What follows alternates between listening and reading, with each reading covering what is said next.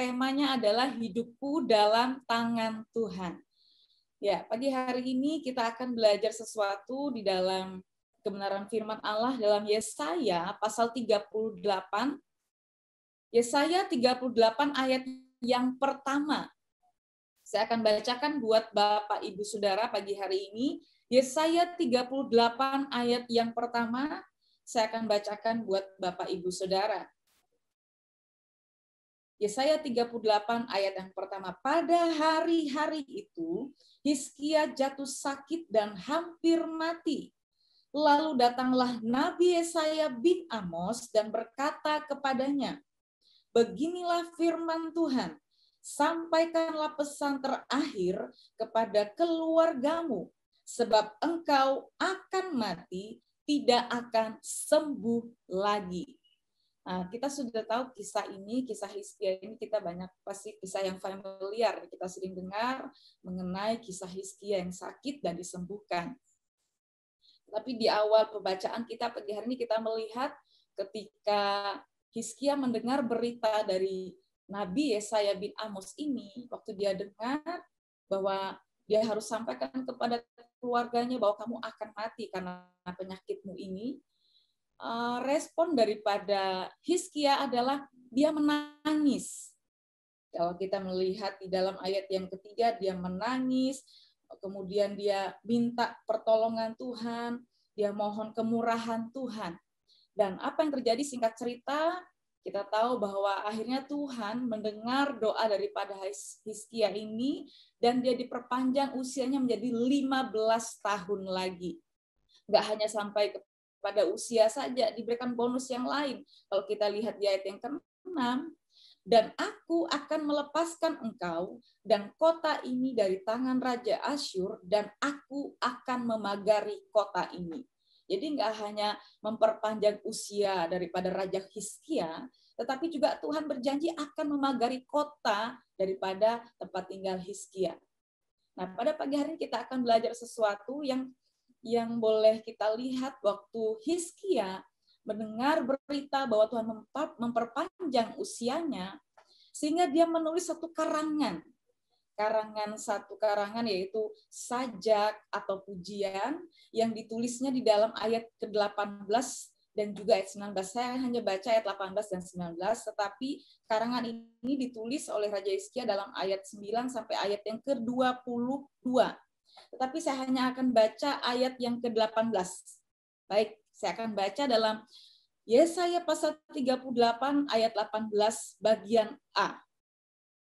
Sebab dunia orang mati tidak dapat mengucap syukur kepadamu, dan maut tidak dapat memuji-muji engkau.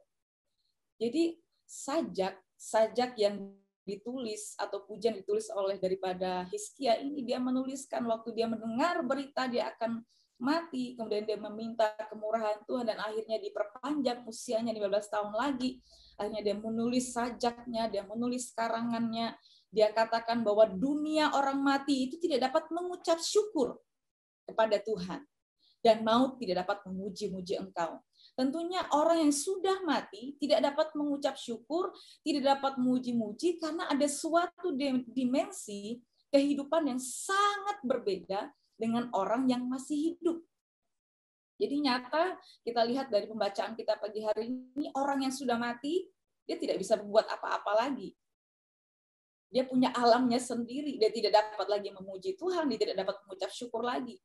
Tetapi kita lihat ayat 19 bagian A. Saya baca dalam ayat 19 bagian A, Yesaya 38.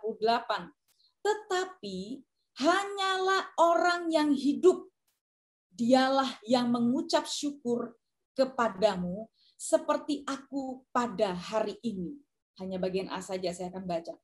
Jadi pagi hari ini kita melihat ada satu perbedaan yang sangat jelas antara orang yang mati dan orang yang hidup. Orang yang mati, dia tidak bisa akan berbuat apa-apa, dia tidak bisa mengucap syukur, dia tidak bisa memuji Tuhan. Tetapi orang yang hidup, dia mengucap syukur kepada Tuhan. Saya senang tadi waktu sebelum doa ini dimulai, ada satu ibu Nelly ya. Ibu Nelly bilang, terima kasih buat nafas yang Tuhan beri. Benar, karena selama kita masih hidup, selama kita masih bernapas, betapa penting kita bersyukur, mengucap syukur kepada Tuhan atas napas, atas kehidupan yang Tuhan beri, atas kesempatan yang Tuhan beri bagi kita. Saya ingat ada satu lagu mengenai perjalanan kehidupan orang yang saya boleh katakan hidup manusia itu seperti uap, ya. Nah, seperti uap, gambaran hidup manusia itu juga seperti rumput. Makanya ada satu lagu, saya ingat waktu saya di sekolah Alkitab, ini lagu paduan suara ya. Lagunya seperti ini. Hidup manusia seperti rumput adanya, kemuliaannya seperti bunga rumput, mekar sementara, tapi segera gugur bila surya pancarkan sinarnya. Pakailah hidupmu yang hanya sementara untuk layani Tuhanmu, dan seterusnya. Jadi selama kita masih hidup yang masih Tuhan percayakan bagi kita layani Tuhan. Seperti pagi hari ini merupakan satu pelayanan doa yang mungkin orang tidak bisa lihat ya. Orang tidak bisa lihat orang-orang sekeliling kita karena ada yang masih tidur seperti itu. Tapi pagi hari ini Tuhan melihat setiap kita di mana kita datang kepada Tuhan. Karena kita menyadari bahwa selama kita masih hidup, kita melayani Tuhan. Kita memberikan persembahan, kita pujian, kita berdoa kepada Tuhan. Jadi ini ada satu gambaran di mana selama orang yang sudah mati, maksud saya ketika orang itu sudah mati, dia tidak dapat lagi memuji Tuhan. Dia tidak dapat lagi mengucap syukur. Oleh karena itu, seperti yang saya katakan tadi, gambaran hidup manusia itu seperti uap. Dia akan segera hilang, lenyap. Kemudian gambaran hidup manusia juga seperti rumput. Nah, itu bagian yang pertama, mengenai orang yang mati. Tapi mengenai orang yang hidup, kita sudah baca tadi dalam Yesaya 38 ayat 19 bagian A, bahwa ciri orang yang hidup berarti dia tahu mengucap syukur. Kita sudah baca tadi ayat 19 bagian A. Ciri orang yang hidup, dia mengucap syukur, dia berterima kasih. Berterima kasih ini ada banyak versi bahasa ya. Ada bahasa Inggris thank you, bahasa Mandarin xie, kemudian bahasa India sukriya, bahasa Indonesia berterima kasih. Jadi mengucap syukur atau berterima kasih ini adalah satu ciri hidup orang yang percaya, ciri hidup orang yang tahu mengucap syukur adalah dia memuji Tuhan. Kemudian apalagi dia menyembah Tuhan. Dengan kata-kata Tuhan baik, seperti lagu tadi kita nyanyikan, apapun yang terjadi dalam hidupku, selalu ku berkata, Tuhan Yesus baik. Nah, pagi hari ini kita melihat ada satu contoh kebenaran firman Tuhan, bahwa orang yang tidak bisa mengucap syukur ini karena ada satu hal. Kenapa? Iri hati. Kita lihat contohnya di dalam 1 Samuel pasal 18 ayat 7-9 saya akan baca buat Bapak Ibu Saudara. 1 Samuel pasal 18 ayat 7-9. Saya akan bacakan. Dan perempuan yang menari-nari itu menyanyi berbalas-balasan katanya. Saul mengalahkan beribu-ribu musuh, tetapi Daud berlaksa-laksa. Ayat yang ke-8, lalu bangkitlah amarah Saul dengan sangat. Dan perkataan itu menyebalkan hatinya sebab pikirnya kepada Daud diperhitungkan mereka berlaksa-laksa, tetapi kepadaku diperhitungkannya beribu-ribu. Akhir-akhirnya jabatan raja itu pun jatuh kepadanya. Jadi timbullah satu sikap hati dari seorang Saul, Raja Saul kepada Daud dengan nyanyian yang berlaksa-laksa tadi ya, dengan nyanyian berbalas-balasan dinyanyikan oleh perempuan-perempuan Israel pada waktu itu. Bahwa dikatakan Saul mengalahkan beribu-ribu musuh, tetapi Daud berlaksa-laksa. Nah, dari peristiwa inilah sampai berlanjut terus Saul itu membenci Daud akhirnya. Dia benci karena dia iri sama Daud. Nah, perbuatan atau sikap iri hati ini akhirnya berujung kepada bukan hal yang baik. Kalau kita melihat akhir daripada kisah Saul, Raja Saul, akhirnya dia mati di atas pedangnya sendiri, alias bunuh diri. Nah, jadi kita melihat bahwa iri hati yang terjadi di dalam hidup Raja Saul begitu akut, begitu parah. Sehingga kita melihat dia selalu kejar Daud, dia selalu berusaha membunuh Daud karena dia takut jabatan raja itu akan jatuh ke tangan Daud. Itulah yang buat dia merasa iri. Waduh, aku benci sekali kepada Daud. Nah, pagi hari ini kita melihat bahwa sikap iri hati ini banyak juga kita lihat di sekeliling kita. Mungkin tetangga kita mungkin waktu ada tetangga beli barang sesuatu yang bagus, terus yang tetangga satunya lagi, aduh aku pengen juga kayak gitu. Dia lihat tetangganya lagi membeli barang yang lebih keren lagi, dia juga pengen beli juga sama seperti tetangganya. Jadi nggak pernah puas. Ada satu iri hati yang terus mengerongrong hatinya, seperti Raja Saul ini. Dan pagi hari ini kita melihat dalam Yakobus pasal 3, Yakobus pasal 3 ayat 14, di sini tegas sekali firman Allah berkata, Yesaya 3 ayat 14 sampai ayat yang ke-17. Saya akan baca, jika kamu menaruh perasaan iri hati dan kamu mementingkan diri sendiri, janganlah kamu memegahkan diri dan janganlah berdusta melawan kebenaran. Perhatikan, itu bukanlah hikmat yang datang dari atas, tetapi dari dunia, dari nafsu manusia, dari setan-setan. Sebab di mana ada iri hati dan mementingkan diri sendiri, di situ ada apa? Kekacauan dan segala macam perbuatan jahat. Tetapi hikmat yang dari atas adalah pertama-tama murni, selanjutnya pendamai, peramah, penurut, penuh belas kasihan, dan buah-buah yang baik, tidak memihak dan tidak munafik. Ini ayat ini sangat keras sekali ya. Menjadi satu perenungan bagi kita bahwa perasaan iri hati itu sangat menentang Tuhan, sangat tidak disukai oleh Tuhan. Karena apa? Kita melihat tadi dalam ayat 15 bahwa itu adalah dari dunia, nafsu manusia. Nafsu dari manusia dari setan-setan.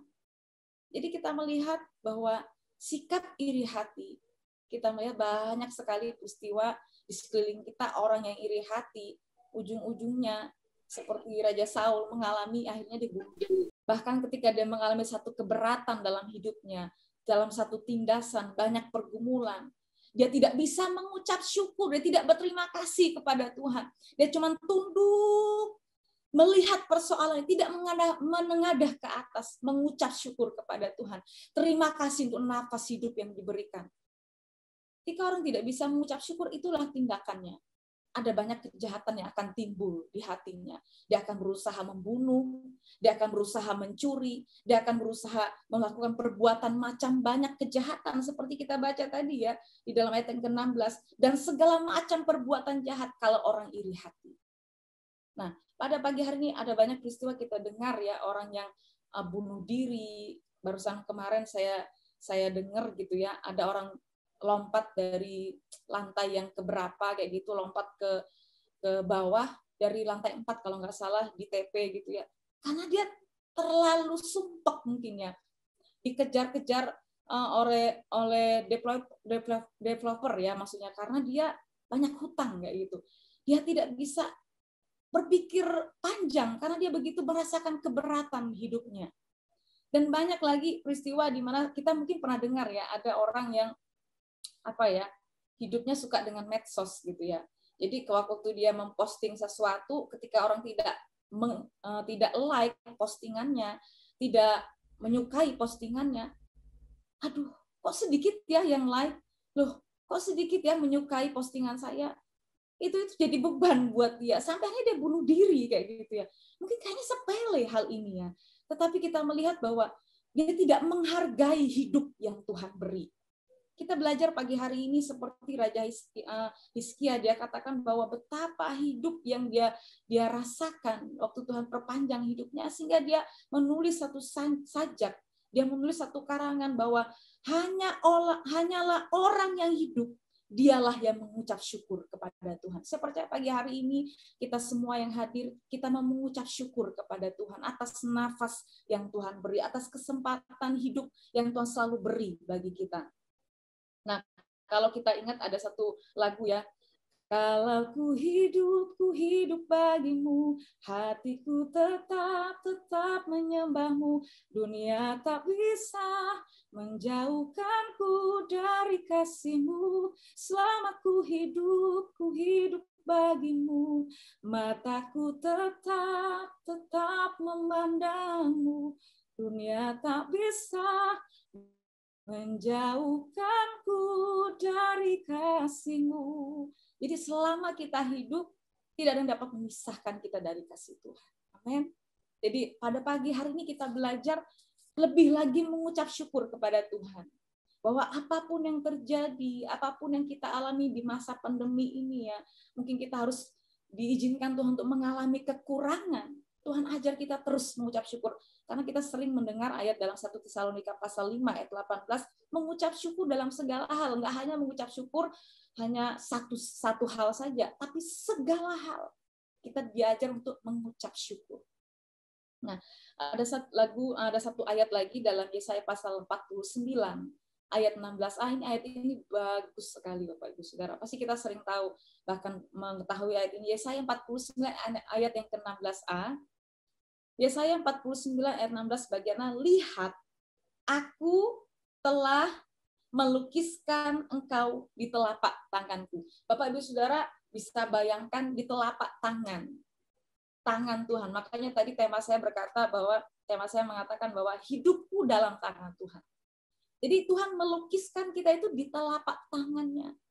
Jadi kita bayangkan waktu Tuhan membuka tangannya, dia lihat kita. Dia memandang kita, apa yang kita lakukan, apa yang kita buat, Tuhan lihat. Mungkin kalau lagi kesusahan, kalau lagi dalam tindasan, Tuhan lihat. Tuhan nggak pernah menutup mata. Tuhan lihat kita. Amin.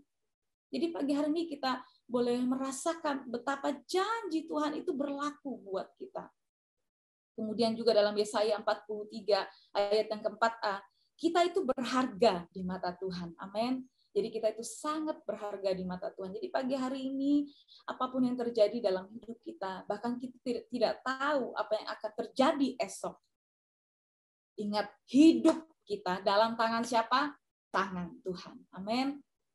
Puji Tuhan, pagi hari ini menjadi perenungan bagi kita. Bila sepanjang harinya kita ingat terus mengucap syukur, terus berterima kasih atas hidup yang Tuhan beri bagi kita. Mari kita sama-sama datang kepada Tuhan, kita berdoa, kita mengucap syukur kepada Tuhan, karena Tuhan beri kesempatan bagi kita untuk boleh mendengar kembali firman Tuhan. Tuhan mengajar, mengingatkan kembali kita untuk selalu mengucap syukur atas hidup yang Tuhan berikan bagi kita. Mari sama-sama kita berdoa, dan kita naikkan doa syafaat kita tundukkan kepala kita berdoa. Terima kasih Tuhan buat kesempatan pagi ini. Kami sudah mendengarkan firman-Mu, Engkau ingatkan kembali kepada kami. Kalau mungkin hari-hari lalu kami berkurang rasa mengucap syukur kami, Tuhan, pada pagi hari ini Engkau ingatkan kembali kepada kami, Tuhan, untuk kami tetap terus berterima kasih, mengucap syukur, dalam keadaan baik atau tidak baik, karena kami tahu Tuhan selalu ada bagi kami. Engkau melukiskan kami di telapak tangan-Mu, Engkau melihat, Engkau memberkati, kami berharga di mata-Mu, Tuhan. Oleh karena itu kami berterima kasih untuk janji-Mu, Tuhan. Dan pagi ini kami berdoa buat Ibu Inakiu yang mengalami penyakit kanker payudara. Kami berdoa bersatu hati di dalam nama Yesus. Tuhan jamah, sembuhkan dan pulihkan. Berikan dia iman, pengharapan dan kasih di hadapan Engkau. Tetap percaya bahwa Tuhan sanggup memulihkan. Dan kami berdoa juga penghiburan Tuhan serta konfirmasi keselamatan Tuhan bagi keluarga yang ditinggalkan oleh 53 personil TNI Angkatan Laut. Tuhan tolong hiburkan bagi setiap keluarga. Kami percaya damai sejahtera-Mu ada bagi setiap keluarga yang berduka ya Tuhan, dalam nama Yesus. Dan kami berdoa juga agar setiap kami, para penjaga menara ya Tuhan, yang terlibat di dalam doa, dapat menjadi saksi Kristus dalam setiap gerak kerja kami. Kami tetap menjadi dampak, kami menjadi berkat dimanapun kami berada ya Tuhan. Tolong kami, Roh Kudus, mampukan kami Tuhan, supaya kami dapat menjadi pelaku firman-Mu, menjadi pelaku daripada kehendak Allah yang sempurna. Dan kami berdoa juga untuk pelayanan misi IPN Tuhan.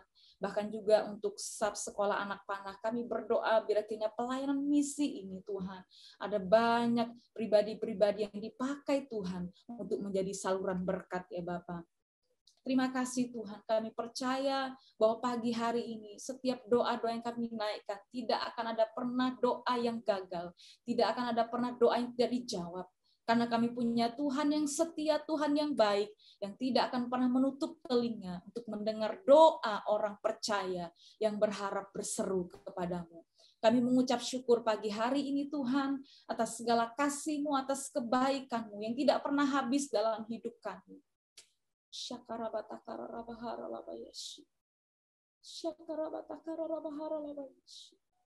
Kami berterima kasih Tuhan, kami mengucap syukur buat segala perbuatan-Mu yang ajaib dalam hidup kami Tuhan.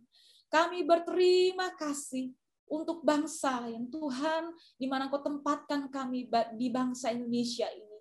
Kau berkati juga para pemimpin negara kami. Engkau berkati ya Tuhan dalam nama Yesus. Engkau berkati setiap gereja-gereja Tuhan yang ada di seluruh belahan dunia ini Tuhan. Dalam nama Yesus Tuhan berkati. Kami percaya Tuhan bahwa pekerjaan-Mu, pemberitaan Injil-Mu akan terus diberitakan, akan terus disiarkan ya Tuhan. Sehingga banyak jiwa boleh diselamatkan ya Tuhan. Ada banyak jiwa boleh mendengar Injil-Mu Tuhan. Dan mereka boleh mengalami pertolongan Tuhan. Jiwa mereka boleh diselamatkan oleh Engkau Tuhan. Dalam nama Yesus. Kau yang terus pakai setiap hamba-hamba-Mu di mana saja mereka berada Tuhan. Sertai dengan tanda-tanda heran dan mujizat. Sehingga pelayanan setiap hamba-hamba-Mu boleh menjadi berkat bagi setiap jiwa yang ada. Terima kasih Tuhan buat pagi hari ini. Kami sudah menaikkan doa kami, dan kami percaya Kau mendengar doa kami yang kami naikkan hanya di dalam nama Tuhan Yesus Kristus. Kami jalani hari ini bersama dengan Tuhan, menikmati lagi segala kelimpahan Tuhan. Kekasih-kekasih Tuhan, terima segala kelimpahan berkat dari Allah Bapa, cinta kasih dalam Anak, persekutuan oleh Roh Kudus, memimpin, menyertai kita semua. Mulai hari ini sampai Maranatha, Tuhan Yesus datang pada kali yang kedua. Terima segala kelimpahan berkat Tuhan di dalam nama Tuhan Yesus Kristus. Haleluya. Amin. Haleluya. Puji Tuhan.